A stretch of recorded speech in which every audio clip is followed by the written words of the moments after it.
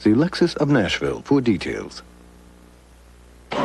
One day after the bunker bombing in Baghdad, two views emerge.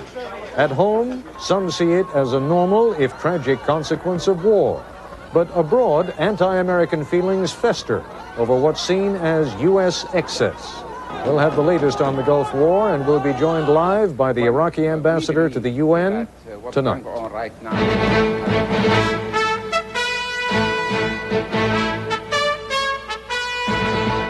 This is ABC News Nightline. Reporting from Washington with the latest on the Gulf War, Ted Koppel. If there is still a certain level of preoccupation on the part of U.S. war planners with the civilian casualties caused by the bombing of that bunker yesterday in Baghdad, there was also a sense today that the next phase in the war is not far off. U.S. officials disclosed bomb damage assessment figures today from the Kuwaiti theater of operations. And those numbers suggest that things are nearly ready for the land war to begin. Nearly a third of all Iraqi tanks in Kuwait are said to have been destroyed, as are more than a third of the Iraqi artillery pieces and nearly a quarter of the armored personnel carriers. Uncounted and therefore unspoken, the number of Iraqi soldiers killed or wounded by the continual air bombardment. But the numbers that are claimed clearly define what the military has been referring to as the softening up process. The Iraqis today continued to fight back with one of the few effective weapons left at their disposal, the visual evidence of their own civilian losses. Here's Nightline correspondent Jeff Greenfield. The Iraqi government brought Western reporters back today, back to the building that had become the center of the biggest fight to date on the battleground of public opinion. It was, Iraq claimed, a civilian bomb shelter where at least 288 people, mostly women and children, had died under an American bombing attack. Liberating Kuwait does not mean destroying, does not require destroying Baghdad. Our revenge will be 1,000 Americans for every single Iraqi people. Iraq's information minister drew a bitter comparison. We have been told that Hitler banned Jews. We have been hearing this from you. Now Bush bans the children of Iraq. From the commander of Allied forces in the Gulf came this angry rejoinder. We are not indiscriminately targeting civilian targets, and I think that the very action of the Iraqis themselves demonstrate that they know damn well that we're not attacking civilian targets. And this from today's Washington briefing. This is a military facility. This is not a bomb shelter. What logical reason in the world would you have to put a large number of civilians into a functioning command and control center? The Iraqis permitted reporters to wander all over the shelter today, including down to the lower level. They also permitted the press to tour the Al Rashid Hotel. The New York Times today had cited Pentagon sources who said the hotel held an underground military communications center. In neither place was any visible evidence found of military use, although it is hard to imagine that such a facility would be very easy to stumble across. After a while, we saw that there was nothing that we as journalists, who are not military experts, could do. They told us there was nothing below the sub-basement. More than that, I really can't say. From the Pentagon today came a restatement that targets would probably not be hit if there were civilians present, but what we can't do is let Iraq stop us from pursuing this war by using civilians as shields. We will make every effort not to injure civilians. We will make every effort to attack military targets. The shelter bombing accentuated a trend line already evident. The U.S. is simply running out of targets to hit in Baghdad and other urban centers. What it's doing now is concentrating on the battlefield, the Kuwait theater, hitting Republican Guard units, armored units. Right now, almost all the bombing is in preparation for the ground war. From another front in the public opinion war, a Kuwaiti Air Force colonel in Saudi Arabia offered videotape from the Kuwaiti resistance and also offered a grim statistic designed to remind the world of Iraq's behavior. There were 65 Kuwaiti men and women who have been executed by the Iraqis for subversion. 12 of those who had their throats cut and their heads removed from their bodies. In Jordan, the anger was clearly directed at the United States. A demonstration in front of the U.S. Embassy was amplified by a prominent Jordanian journalist. It certainly was the biggest single jump in emotional anger and bitterness against the United States, definitely up to now. And this is not a simple war about Kuwait. This is a much broader war that, from our perspective, about the Americans and the Israelis trying to maintain the political subjugation of the Arabs and the Muslims of this region. Iran's foreign minister, who left for talks in Moscow today, accused the coalition of similar goals. The situation in the Persian Gulf is getting out of hand. His trip was part of a swarm of diplomatic moves. Tariq Aziz, Iraq's foreign minister, is due in Moscow for talks this weekend. And foreign ministers from at least 3 European nations are expected in Moscow at the same time. There's a possibility that the diplomatic world sees all this as a last chance to avoid the start of a ground war, a conflict very much on the mind of the UN Security Council, which met today in closed session for the first time since 1975 to debate the Gulf War. If Saddam Hussein suddenly decides he wants to stop this war, calling for a ceasefire, U.S. officials believe that the Iranians or the Soviets might be a place he would turn to. Does the U.S. think this is now happening in this current flurry of diplomatic activity? The answer is no. There is much talk now that a ground war is imminent. There's no moon in the sky, the Islamic holy month of Ramadan begins in March, and soon the weather will turn hot. Of course, there was also much talk 2 months ago that there would be no war at all, that a deal with Saddam Hussein had already been cut. So the one certainty that can be reported with absolute confidence is the same one that all wars, just and unjust, necessary and purposeless, carry with them. A lot of innocent people will die. Jeff Greenfield for Nightline in New York. When we return, the Iraqi ambassador to the UN, Abdulamir Al-Anbari, who attended today's closed meeting of the Security Council.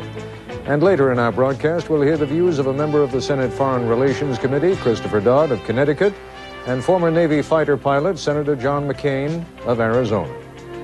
This is ABC News Nightline, brought to you by Jeep Eagle. This good boy shares what he has with the rest of his class. This bad boy doesn't.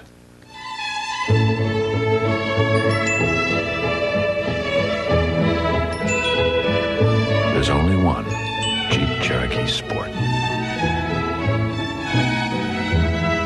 Save $700 on new 1991 Jeep Cherokees. Next time you're dining out, we invite you to try something startling.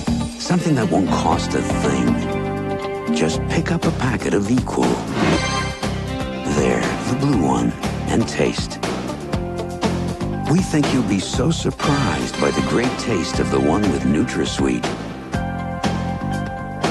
You'll want to buy a box of Equal for the next time you're dining in. I'll have an answer for you by 1:30. In today's fast-moving banking business, we know there's a new world of things that count. In the 50s, we helped finance your grandfather's first expansion. We've never forgotten that. About half the size of this. Human anatomy, I know, but loan application. You did just fine. Sign right here. Another outstanding year managing my investments. Mr. Haynes, I think you're going to like this. Today, you have new needs, and Third National Bank has a new commitment to what counts. The FBI Academy. You spook easily. A criminal asylum. Closer. A young student of the criminal mind. I'm here to learn from you. And the madman who will be her greatest teacher. Go now! The Silence of the Lambs. I'll help you catch him, Terry. Rated R. Now playing. This man neglected to put his child in a safety seat and she was killed. Prosecutors say it's vehicular homicide. Should he go to jail or has he suffered enough? 2020, Friday. Joining us live now from New York is Abdulamir Al-Anbari, Iraq's permanent representative to the United Nations and the highest-ranking Iraqi diplomat currently in the United States. Mr. Ambassador, did you get the sense at today's closed meeting of the Security Council that there has been any softening in anybody's positions on either side, that the coalition is any weaker than it was when it passed the sundry UN Security Council resolutions against Iraq? Well, by all means, Ted, but may I, with your permission, address myself first for a few seconds about this controversy concerning this massacre in the civilian shelters. With your permission, Mr. Ambassador, can we get to that in due time? And we all will. Right. If you give me a chance for that, I will... absolutely, we will be No, talking actually, about that. I did not sense any weakening of the so-called coalition, simply because actually it is no genuine coalition. It is simply United States of America leading quite a number of its allies. Some of them are just so-called passport in order to give it legitimacy or international character. However, I have to say that almost all, with perhaps exception of one or two, expressed their deep regrets and sorrow for the civilian casualties of the wars in recent days. The reason I ask the question is it seems clear that one of the reasons for calling this Security Council meeting into session is that some nations clearly feel that perhaps the coalition forces are exceeding the mandate of the United Nations. And I'm wondering, is the purpose here to pass a new resolution of some kind? And if so, what can you tell us about it? Well, first, let's realize that the call for this meeting was made by some member countries of this Security Council and Maghreb countries as well as other countries 3 weeks ago. But thanks to the manipulation of some permanent members, including the United States, they managed to postpone it and postpone it and postpone it, and eventually they forced their position to have it a closed meeting. That is, mass media and the world opinion and the public sort of information center would be precluded. Well, if I may, because we have a relatively short period of time, Mr. Ambassador, perhaps we could cut to the chase. Well, I'm sorry, then I came to your office if it's just for short minutes. Sir? You remember when we met once in Washington? Yes. I mean, I don't come to your office just for a second or two. No, and I'm not asking you to do it in a second or two. I'm just asking you to at least address the question. And the question was... So what about this, what I'm doing? Whether there is... No, you were giving me a little dialogue there, or a little monologue there, on your view of how this meeting came to pass. I'm not going to express your view or American view, my view. I understand what your view is, Mr. Ambassador, but I'm asking you questions, and I would appreciate the courtesy of a response to the question, not a speech on your part. Okay. The question was whether or not you feel that there is an effort now to get some other resolution passed, and what you feel the chances of such a resolution being passed. I think there are some attempts on some people who would like to see eventual peaceful settlement. However, knowing that the U.S. and some of its allies have veto power, I don't think there is any real chance for that.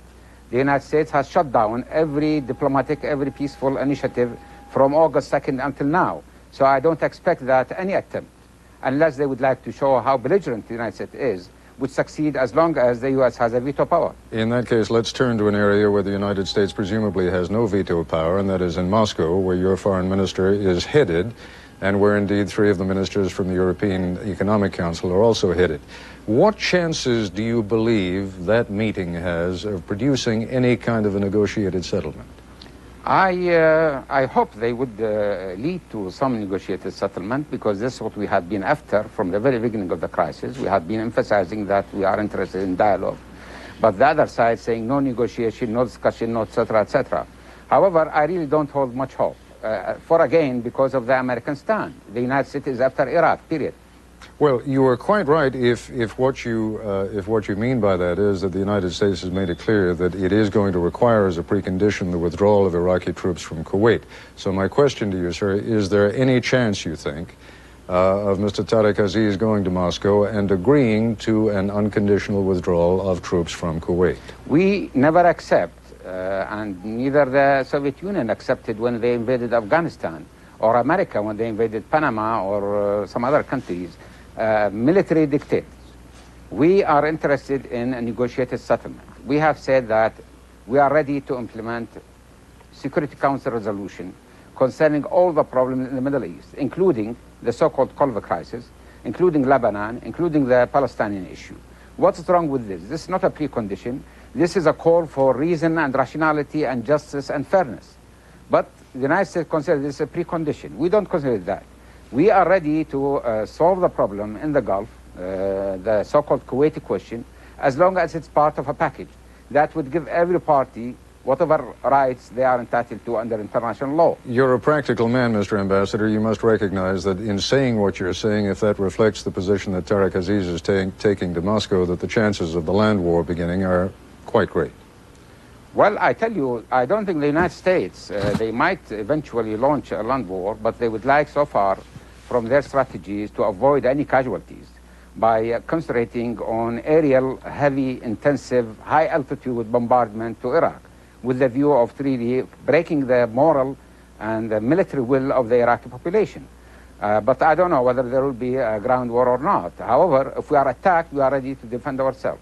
Now, you wanted to make an observation about the bombing that took place yesterday in Baghdad. Yes. You know, during the Iraq-Iranian war, I have been to some of the military shelters. They are so sophisticated, so complicated, so well equipped, that really it's impossible for an ordinary civilian to live in for 24 hours there. And when I saw that shelter, and I know I'm familiar with the region, it is an area built by the government for the low-income people. It is definitely civilian, and the sign, both in English and Arabic, says that shelter number 25, I believe, and even the guardian or the man in charge of that shelter was a civilian, addressed to civilians, and those who were casualties, children, women, and elderly people, were civilian. So I believe it is an insult to human intelligence and to human decency for any spokesman in the West here or in the United States to claim that the Iraqis tried to put civilian in this military shelter. Mr. Ambassador, they should respect themselves. Really. We are almost out of time, so to save time, let me just, for the sake of argument, accept the notion that perhaps a mistake might have been made. Clearly, the U.S. government is not acknowledging that, but just for the sake of argument, let's do that for the moment. It cannot be a mistake, by the way. At least the U.S. government is taking the position that it regrets the loss of civilian life, that it is taking every possible measure to avoid the loss of human life, and it sounds, if you'll forgive my saying so, rather hypocritical to hear an ambassador from Iraq, which after all has been raining missiles on civilian centers in both Israel and Saudi Arabia, to now shed crocodile tears over the loss of human life in what is, after all, a war. How candid of you to say hypocritical. How many missiles we have thrown on Saudi Arabia or Israel? Presumably as many as you were capable of doing. All right, compared to more than 60,000 sorties from the beginning of the war until now. You make my point. You make my point, Mr. Ambassador. 60,000 sorties and apparently one accidental bombing of a civilian center. No, this is not the first one. There's so many because the very tactic of the American bombardment, namely very intensive, high altitude, by the thousands of tons every day, night and day, that means they cannot actually discriminate between civilian, religious, educational, and military targets. There is a considerable difference, Mr. Ambassador, between B-52s, which, for example, do engage in carpet bombing in the Kuwaiti theater of operations against military targets, and the kind of smart bombs that are used, which, as you can have seen from the video that you and I have both seen, went right through the roof of that building. I mean, clearly, other buildings in the same region were untouched. These were mainly British bombs, and this is why they get so many casualties. No, they are not B-52. No, as a matter of fact, it was a stealth bomber, a stealth fighter bomber that came in yesterday. But I'm talking about B-52, where they throw thousands of bombs every day from as high altitude as 34,000 feet. So how can they discriminate between a school, a mosque, or a military establishment? Because that's precisely the point I'm trying to make, Mr. Ambassador. B-52s are not used against cities. The B-52s are used against military targets in the Kuwaiti theater of operations. B-52 is used over Baghdad, over Mosul, over Basra, over every town in Iraq. Mr. Ambassador, thank you for joining us. I appreciate your being here. That's okay. When we return, we'll get the view from Capitol Hill as we talk with Senator Christopher Dodd of Connecticut, who lobbied against the use of force in the Gulf, and Senator John McCain of Arizona, a Navy fighter pilot during the Vietnam conflict, who is a strong supporter of the president's Persian Gulf policy. This is the week to buy Sears Easy Living Premium Paint. Because during Sears President's Day sale, both satin finish and low luster semi-gloss are at a remarkable price. On sale through President's Day. Only at Sears. LensCrafters made me these wonderful top quality glasses and got me back on track in about an hour. LensCrafters puts the whole lab right in the store to custom craft your top quality glasses in about an hour. Call LensCrafters at 1-800-522-LENS. The Japanese do it. The Germans do it. Even Icelanders do it. While others save, America spends. Now Dreyfus says, save America to help save America. Call 1-800-DREYFUS. We're in luck. Did you know sirloin's only 165 calories and round-tip steaks a mere 157? Where would we be without beef? Out of luck, I'd say. Beef. Real food and luck. Wisconsin. Friday, back. Has a great new morning show on 103 KDF, but we're thinking about changing the name. Like, how about New Kids on the Radio? Cut! We were just joking about calling the show Ian and the Morning Boners, but the name just kind of stuck. I think it should be called the Grand Ole Opry. I like that. But if you can come up with a better name for Nashville's new #1 morning show, we'll pay you $5,000. Listen tomorrow morning to 103 KDF at 7:10 for all the details on winning $5,000. Just for renaming Nashville's new #1 morning. John Goodman is King Ralph. Good golly, Miss Molly. Where did they find this man? Do you ever do any fencing? Just a little when I was a kid. A couple watches here and there. Doubts remain as to whether the American-born king is cut from the proper cloth. John Goodman, King Ralph. Rated PG. Starts tomorrow at theaters everywhere. Hi, I'm Holly Dunn. This year, the Home Show has more to see than ever before. If you're buying, building, remodeling, or just looking for that special idea, you've got to come to the 1991 Home Show. We'll have over 400 booths featuring everything you'd want for your home. We'll even have financing experts to help you make that dream come true. So come on down to the 1991 Home Show at the Tennessee State Fairgrounds, Thursday, February 14th through Sunday, February 17th. Gate proceeds benefit Special Olympics and Family and Children's Service. Sponsored by the Home Builders Association. His greatest fear, Saddam's chemical arsenal. This doctor knows its deadly potential firsthand and tells the world what Hussein has. Watch 2020, Friday. Tomorrow, updates on the Gulf War, plus an interview with former President Jimmy Carter. Also, Grammy nominee Phil Collins and Caroline Kennedy here on Good Morning America tomorrow. Joining us now from Phoenix is Senator John McCain of Arizona, one of the few career military veterans in Congress. Senator McCain is a former Navy fighter pilot who was shot down over North Vietnam, spent 5.5 years as a prisoner of war. And joining us from Hartford, Connecticut, Senator Christopher Dodd, a member of the Foreign Relations Committee who initially voted against congressional approval of the use of force in the Gulf, but has since voiced support for the president's decision to go to war. How much of an impact, Senator Dodd, do you think ultimately that bombing in Baghdad yesterday will have? Well, it depends what geography we're talking about. I think here at home, people respect the fact that our military leaders are doing their very best to avoid those targets. Certainly no one has lost sight of the fact that Saddam Hussein initiated the attack in August and engaged in, according to Amnesty International, incredible violations of human rights. Has a record of it in the past, in the Iran-Iraq war, the treatment, the gassing of Kurds, people in his own population, as you pointed out, the unleashing of Scuds against Israel and Saudi Arabia. This is not a government that has a great deal of credibility when it comes to talking about human rights violations. So I think most people respect the fact we're doing everything possible to avoid those targets here at home and respect the fact that the military people are regretting deeply what occurred but are not going to back away from the military mission. Senator McCain, the Pentagon today obliquely addressed the point of what happens if Saddam Hussein, in fact, deliberately puts civilians in harm's way. And I got the impression that what they were saying is, if they do, that would be terrible, but we're still going to hit the military targets.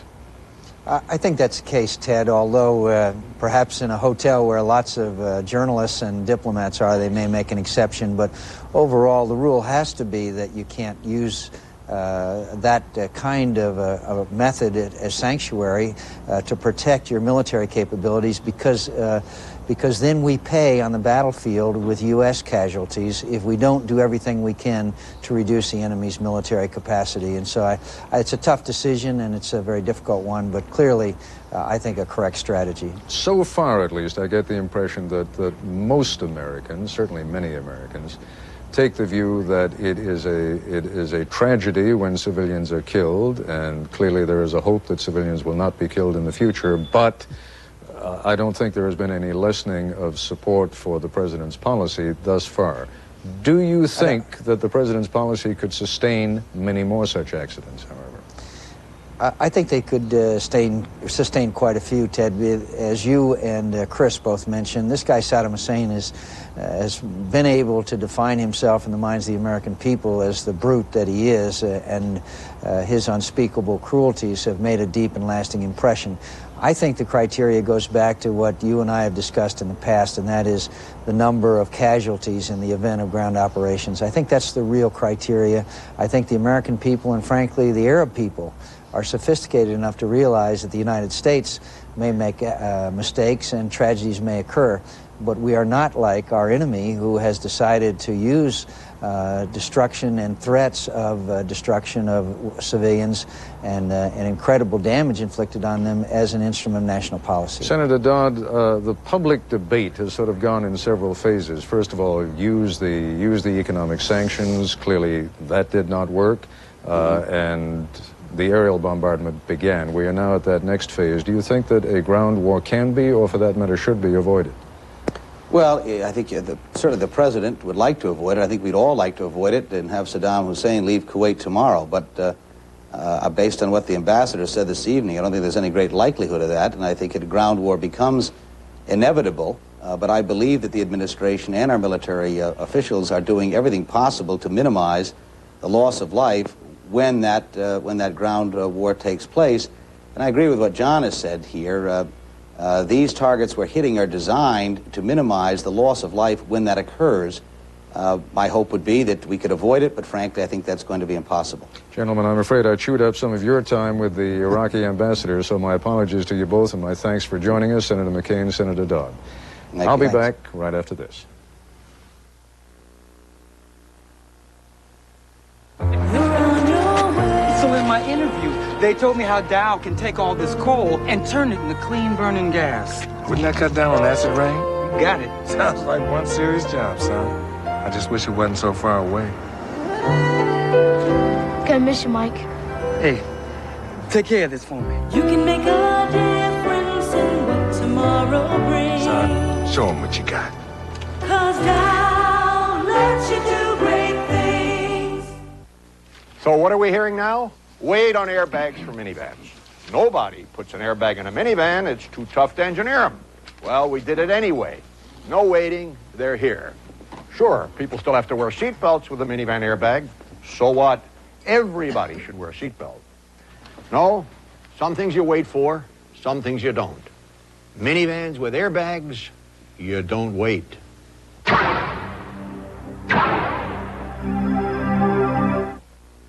Red Devil enamel. You can always count on its durable finish. Harder than ordinary paints, its beauty lasts and lasts. Red Devil enamel for the finish of a lifetime.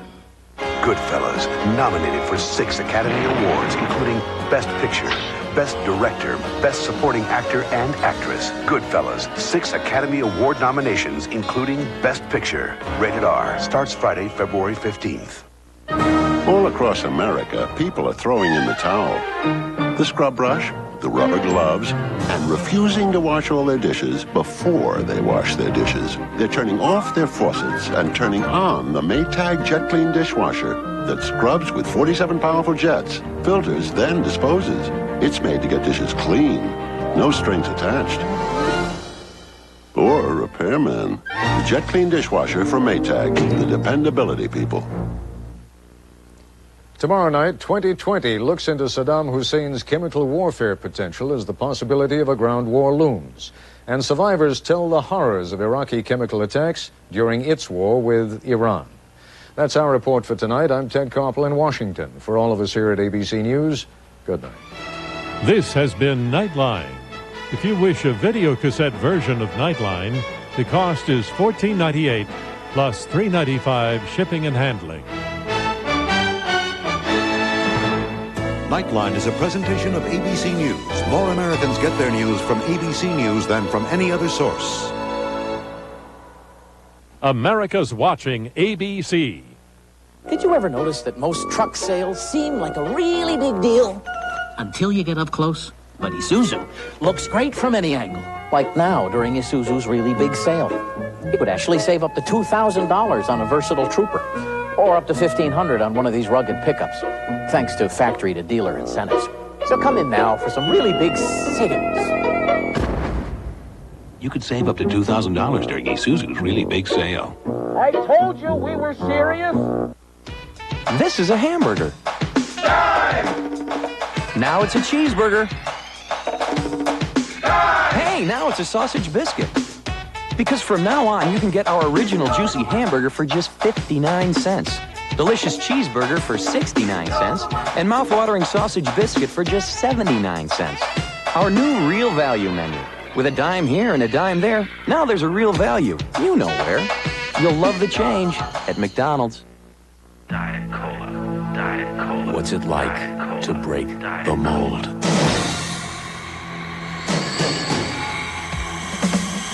Taste the cold of Diet 7-Up. This is the cold.